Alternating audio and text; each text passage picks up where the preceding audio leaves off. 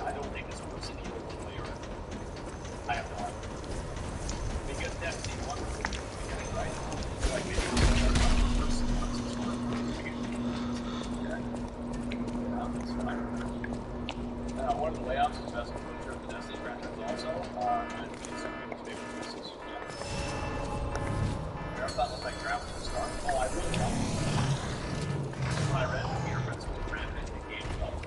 For anybody that doesn't know, Peter Principle is the person that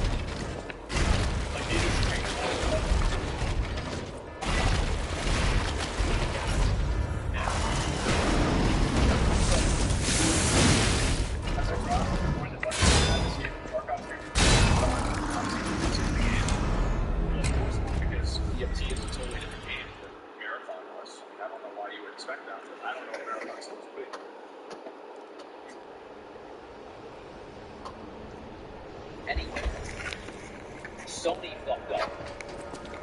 Sony should be removing these people from management. Because, like, there is a, so this is the way that, like, accountability kind of works, and, like, this is the way accountability is supposed to work, right?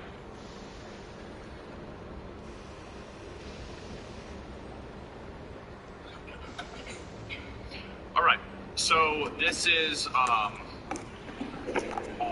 directors, executive management, and this is just one quick writer's case workers. And this is you. This is flowchart of accountability. Alright? So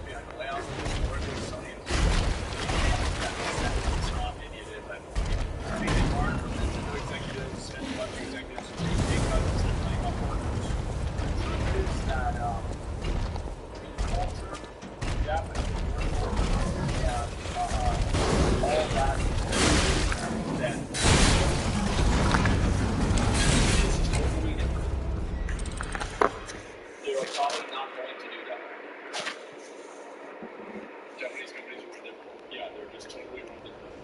It's a different culture, different people, different everything. The situation you're having is about the end of the show. But directions to the shareholders who authority and influence management than the consumers would. Yeah, I said this is only for certain situations where like shareholders are like. But yeah, you're right. These are probably also like the same thing. What I'm saying is like these shareholders hold the board of directors accountable to solve problems. Like, of course, this doesn't work in every situation, but this is generally how it works. But anyway, the point that I'm making here is that this is definitely sad, and I think the saddest thing about it is that management were also right. That's right. Because the management were the ones that created this situation to happen. They are the ones that now I'm not saying they're all being good. They just should have been fired too. After should have done.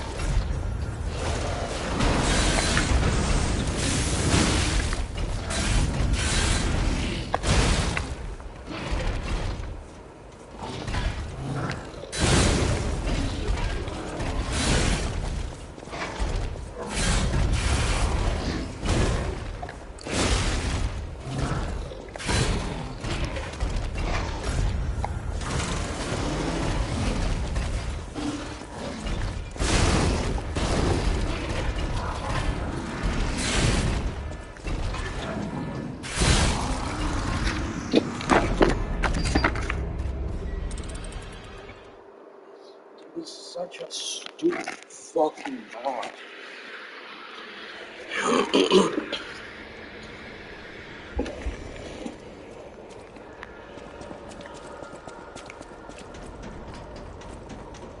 Fucking doesn't even swing, bro. Like a new fucking Windows. No Windows thing. Action, second face. Just fucking shoots his stupid fucking gun and backs up.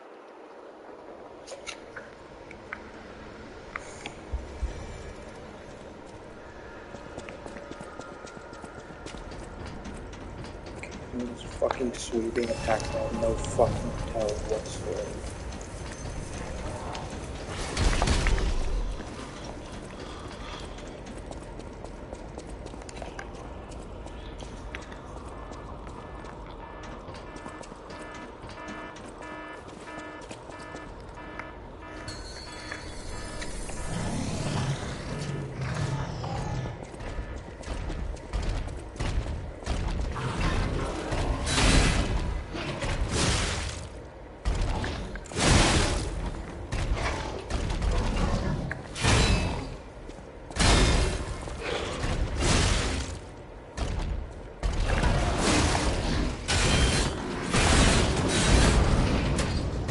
Bro, I'm hitting the button.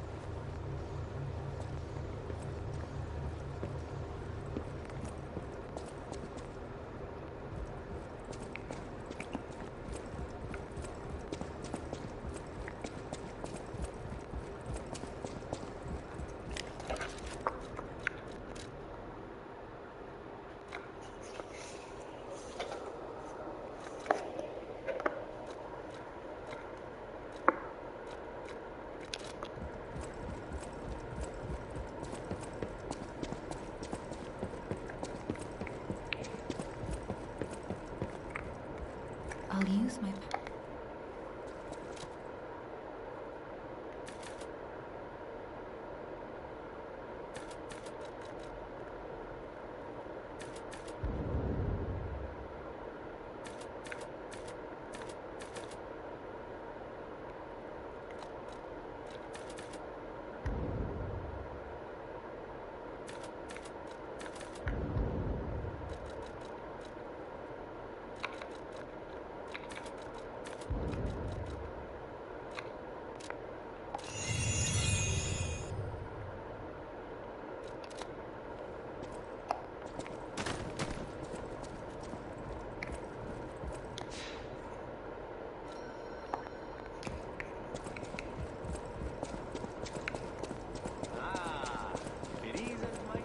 I know my way around.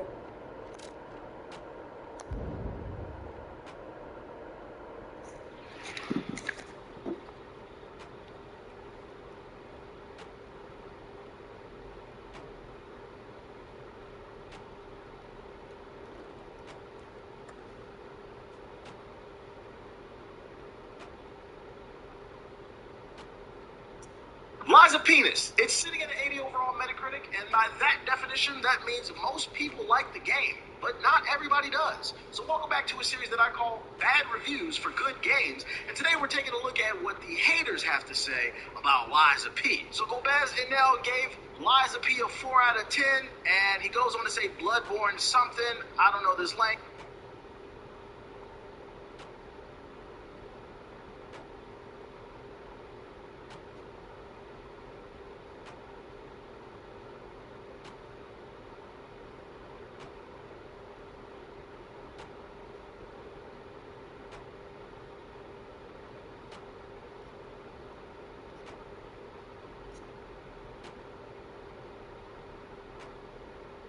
Dr. Disrespect reacts to Asmongold, reacting to Star Citizen. Oh, Star Citizen. Star Citizen Engine. Star Citizen Engine. I'm not gonna watch the whole Star Citizen's game engine is crazy, baby. Well, if you don't mind, Asmon, I'm gonna watch your video. And if you got a problem, with it, Asmon, hey, Asmon, if you got a problem with me watching your video, right,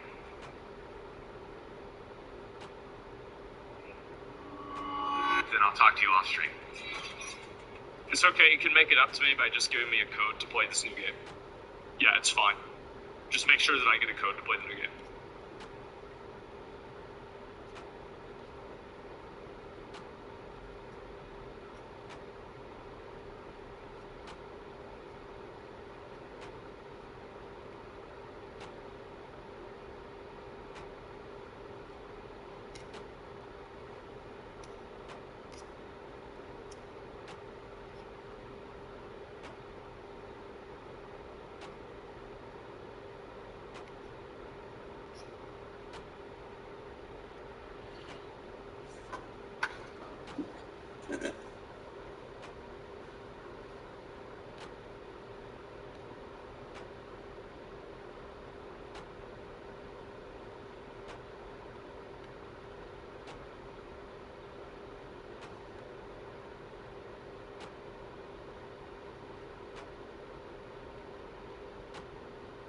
I'm Billy S.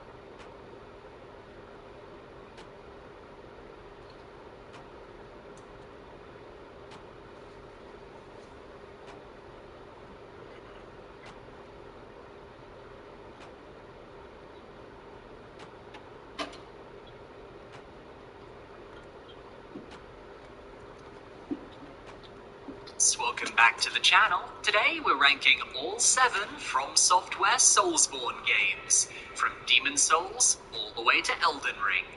I've spent the last 6 months ranking every boss fight and area from these games, but now comes the ultimate question. Which Soulsborne title is the best?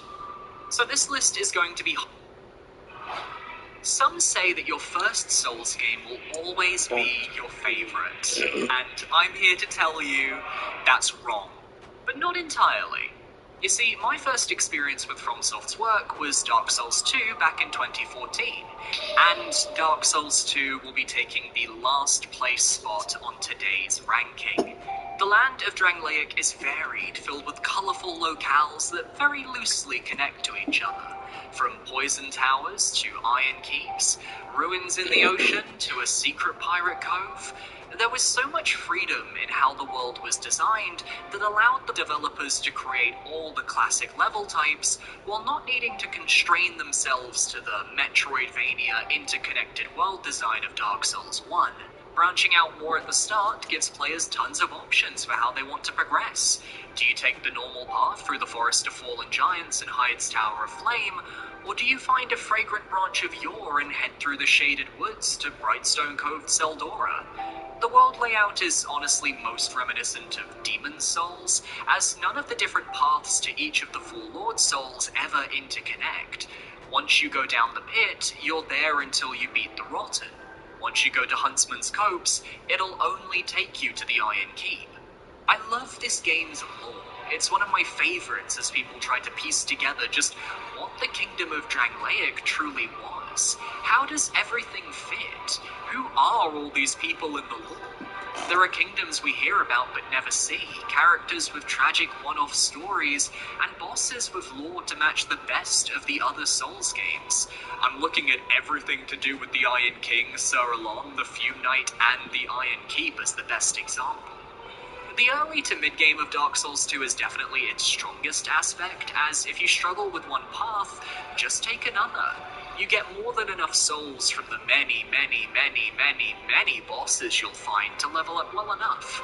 If you get enough levels, maybe you'll be able to dip into power stancing, which was a mechanic brought back in Elden Ring. Or if you need to farm souls, pop a bonfire aesthetic and move the area to its New Game Plus variant, respawning the boss. I'm shocked this mechanic hasn't been reused in any way since Dark Souls 2, but I imagine applying bonfire aesthetics to a more balanced Souls game could prove disastrous. And yet, while I have fond memories of Dark Souls 2 2014, I have less fond memories of Scholar of the First Sin. While it adds the fantastic trio of DLCs into the base game, including some of the best boss fights and areas, as well as some of the worst, Scholar of the First Sin makes a lot of changes to the base game that, for me, fall flat. Additional fragrant branches of yore usage is pretty annoying, stopping you from exploring the final portion of the tutorial and locking off various passages throughout Drangleic, some that are required to go through to progress a level. Enemy AI was changed to be more aggressive, with a focus on proximity triggers that can have an entire level's worth of enemies charging you as you step through the front door. And certain areas are just made more ganky, with enemy placement that is purposefully designed to either get the player killed, or just generally troll them. Now, this isn't something new to From Software, but it feels far more blatant and malicious in Scholar of the First Sin than anywhere else, and that's the problem I have. Boss runbacks can be brutal, and I believe Dark Souls 2 has some of the worst in the series, but at the same time, I respect that this game doesn't treat you with respect, because it forces you to get good and master the rather odd mechanics to overcome the obstacles in your way, as long as you level adaptability, otherwise you won't have the iframes you need to dodge through enemy attacks if you're not running a shield build. Nor will you have the best Estus chugging speed, because the Estus flask in this game isn't a get-out-of-jail-free card for healing, but a risky move that could get you killed if you heal at the wrong time. The only reason this works is because Dark Souls 2 is an incredibly slow-paced game, but I found myself wishing I could go back to the more comfortable healing methods of the older and newer games. Life gems are fun though, not clamoring for them to make a return, but they weren't as awful as people made them out to be. And while the visuals of Dark Souls 2 haven't aged well, the lighting engine looks really bad with everything looking weirdly bright, the OST is fantastic. A majority of the boss tracks are either really hype or surprisingly beautiful. Chances are for this segment you're listening to the Majula theme, which is one of my favourite Soulsborne music tracks. At the end of the day, Dark Souls 2 is a good game. It's just a product of needing to follow up the original Dark Souls, but only taking in the feedback of the difficulty, being developed by the B team, and having a redone version of the game that missed the point of what players really wanted. Scholar has its defenders, and if you're one of them, more power to you. I firmly believe everyone is entitled to their opinions as long as they remain respectful. And I've seen the arguments in various YouTube video essays. They don't bat at me. I'd just rather play one of the other games first and save Dark Souls 2 as a game I'll play once every half a decade to remember the nostalgia of what got me into the series. Going from the first Souls game I ever played to the last Souls game I ever played. The next spot on our list goes to the one that started it all, Demon's Souls for the PS3. I haven't played the PS5 remake as I don't own a PS5 yet, but hey, if this channel gets popular enough and people subscribe, wink wink nudge nudge, maybe I'll be able to afford it. I know my way. So, straight away, my favourite aspect of Demon's Souls is how unapologetically you can see the inspiration for all the other games of the series on its sleeve. From minute one, entering the tutorial zone and thinking, this reminds me of Undead Blood a little bit. Meeting the Vanguard demon thinking, Big Booty was here from the beginning. Or running through Boletaria and realizing that going up the walls of 1-1 is almost exactly the same as scaling the early walls of Stormvale Castle in Elden Ring. What's magical is that these brilliant levels with sprawling pathways to explore that reminded me so much of Dark Souls were the originals. From Software were this good at level design from the very beginning, and the Archstones carry the weight of Demon's Souls on their backs. Because the boss selection is certainly one of the weakest in the franchise, focusing more on solving the puzzle of the encounter to progress further in each world. Many of the fights are gimmicky and don't really revolve on what you build or how you made your power. Every single archdemon, aside from blasting a lot, revolves around a unique gimmick, be it stealth, Storm Ruler, PvP, or just being a cinematic story boss. Meanwhile, with just 2 major levels per Archstone, with Boletaria having 4, they're where you spend most of your time. And Demon's Souls' atmosphere is paramount. Have you ever sat still in 3-1 on the PS3 version of the game, listening to the screams of Rydell in the cell above, the jingling of the mind players, the moans of the undead who lost their minds in those cells? I don't think any of the games remotely come close to Demon's Souls' pure take on atmosphere. It's somehow both in your face and understated, and it goes so under the radar. Now, Demon's Souls can be a bit confusing. World tendency is a mess for new players, as you can never go out into the Archstones in your human form lest you die and make the game more difficult. And if you don't go in with a guide, you'll likely miss certain world events that don't occur at pure white or pure black. And that would make you miss out on some of the more infamous NPC battles and characters. There's also a weight limit to your character, and if you don't start winning your wars with stockpile taunts, you're gonna have a miserable time collecting items at various levels. Or how about consumable healing? You can just farm forever. It's similar to Life Gems and Dark Souls. You can tell that by the time Bloodborne came out, they learned to not let players have infinite healing. Demon's Souls also started some tropes that continue to this day that people aren't so fond of. Swamps, for example. I actually like the Valley of Defilement and the Swamp of Sorrow, but I understand some people hate them, and hate that Miyazaki will never stop adding poison swamps to his games.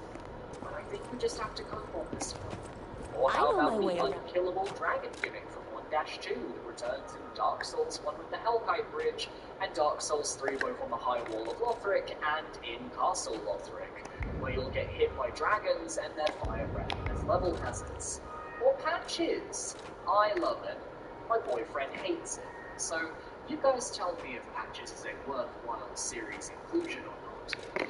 For me, Demon's Souls succeeds so well in telling a story, having an atmosphere, and keeping the player invested in the world of Volataria, and is quite replayable. But I do love me some boss fights, and the bosses just don't cut it in this game outside of False King Alarmed and his Dracula Castlevania-esque vibe. At least I get to enjoy the unique OST when I play the original version. It's a shame that Personality didn't quite make it into the remake. But let me be clear, I know the remake is a great way to experience Demon's Souls for new players, just if you ever have There the you time, are, without the try fluff. the Believe PS3 the name, version, why which license it? It's a feels grinder like stone. playing Dark Souls again. If I could just take a few moments of your time, I'm trying to reach 10,000 subscribers by the end of 2023.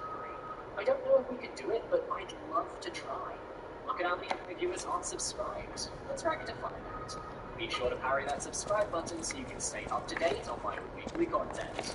Back to the video. If you asked me a few years ago what my top 3 Soulsborne games were, I would have included Sekiro. But since then, I've replayed all the games multiple times, and I've come away with a few more mixed feelings overall, which means that Sekiro Shadows Die Twice is my 5th place game. But by no means is that indicative of quality, because I only have positive things to say about Sekiro. It's the one game in the Soulsborne moniker that stands out as wholly unique, because there are many debates as to whether it even deserves to be a Soulsborne game.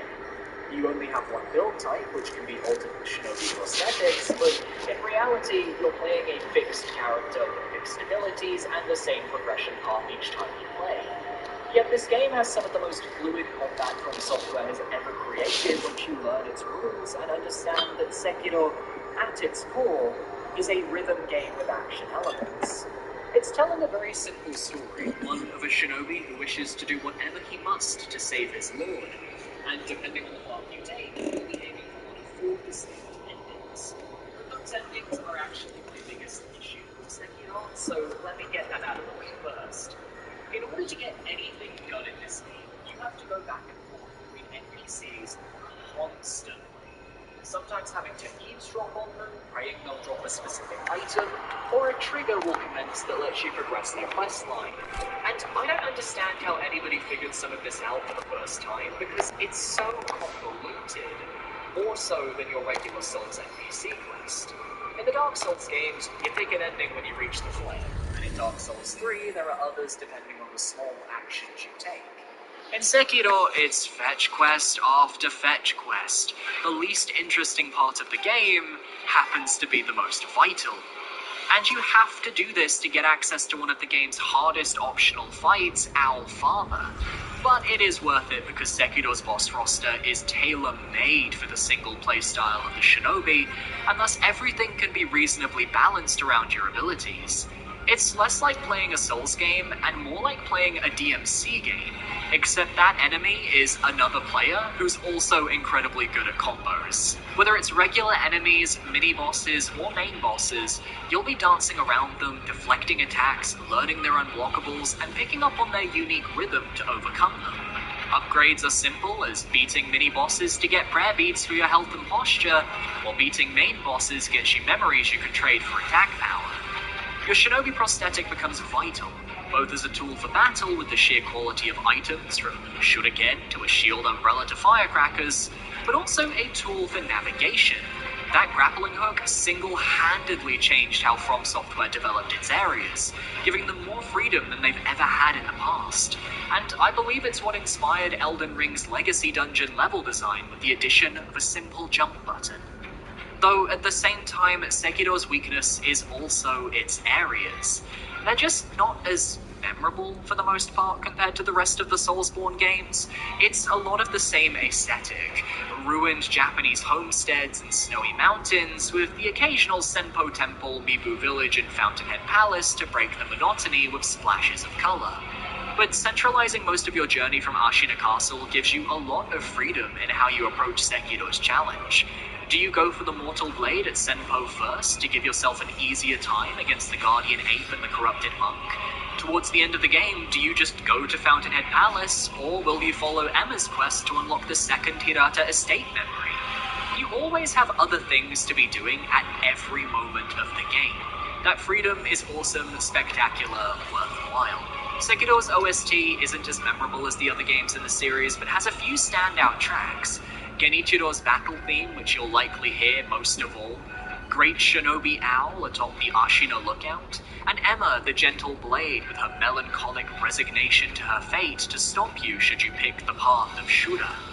Nothing will feel better in Soulsborne than perfectly deflecting the attacks of some of the toughest bosses in the game, but at the same time, there are just elements of Sekiro that don't scream Soulsborne as loudly as the rest.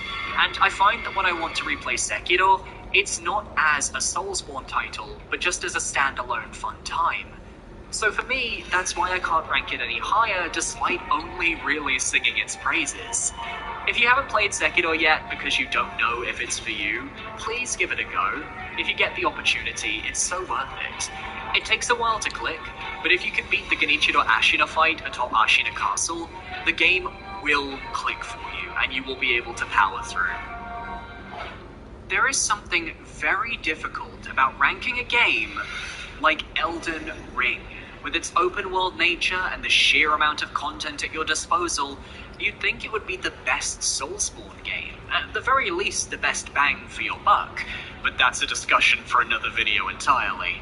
I would argue there's almost too much content in Elden Ring, to the detriment of those of us who take on the dangerous, perilous task of completing every side dungeon, catacomb, field boss, etc., as we see both the immense amount of work placed into every aspect of the game, but also its flaws that start to crack the deeper you dig.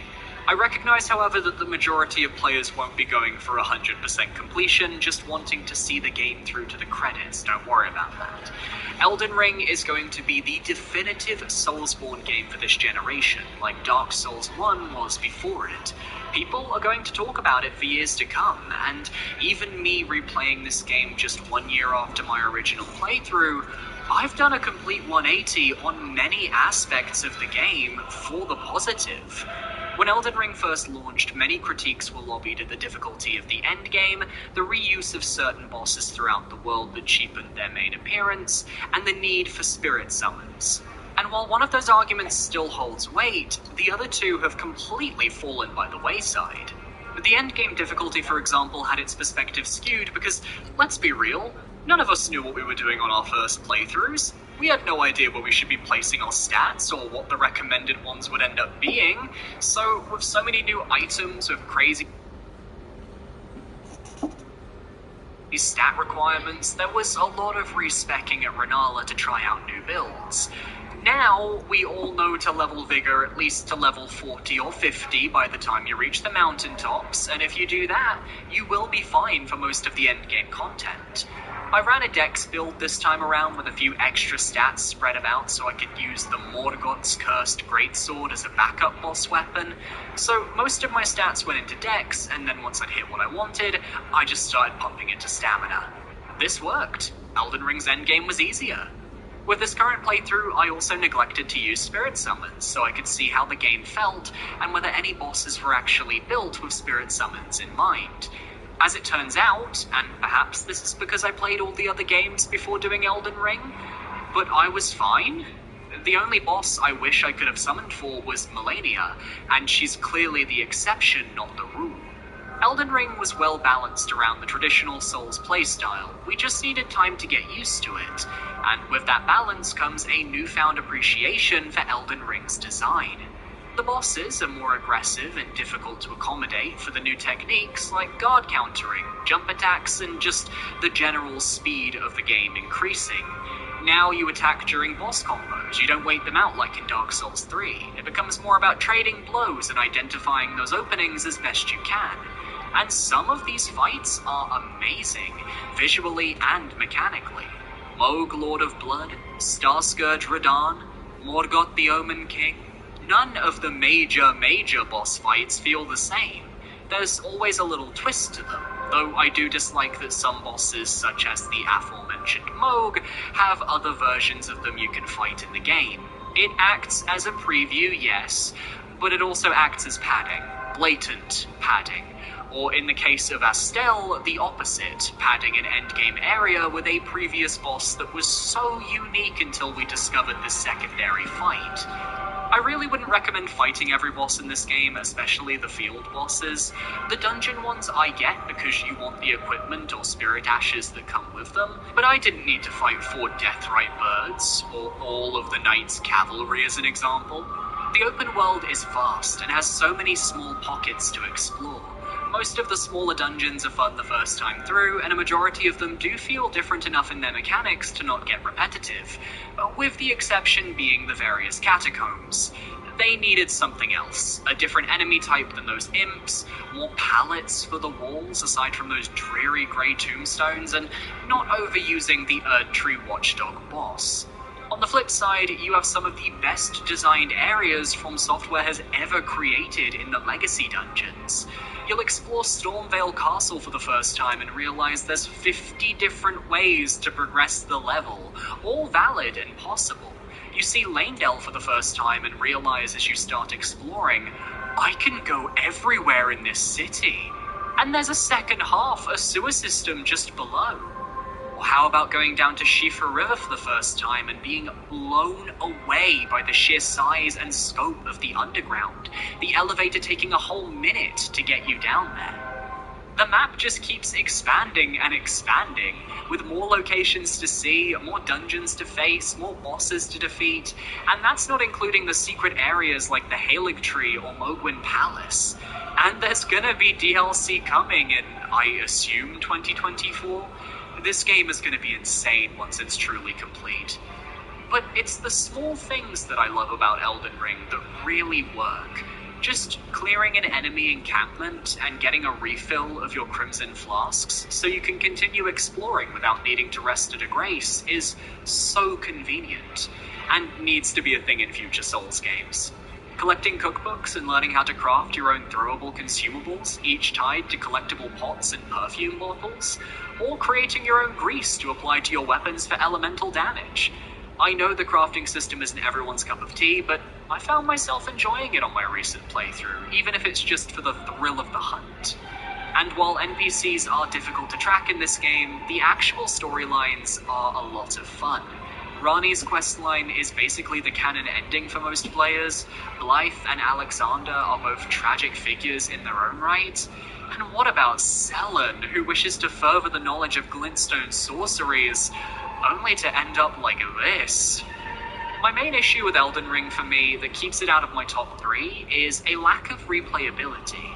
It took me an entire year to pick this game back up again, and I suspect I won't be playing it again until the DLC launches. It's just such a commitment, and such a time sink, that while I'd love to get good at some of the endgame bosses like Godfrey, I don't want to replay such a long game again just to reach him. It doesn't appeal to me in the same way it does others, and I wish Elden Ring had a Sekiro-style boss gauntlet for all the main memory bosses and a few select others. It would solve so many of my problems. I guess I'll settle for listening to all the banger boss themes on YouTube instead. Ranking my top 3 is like picking between my children. They're my 3 very clear comfort games when it comes to Soulsborne, and you've seen my love for them over the last half a year. And to my shock, Dark Souls 3 is my 3rd place spot. The finale of the Souls series, Dark Souls 3 had the job of bringing to a close the story of the Dark Souls games. And this was the first Souls game I had the opportunity to play at launch. You see, Dark Souls 2 I picked up half a year after it came out, though I'd seen YouTubers playing it in videos, and my family couldn't afford a PS4, so Bloodborne wasn't happening. But Dark Souls 3? I could play that.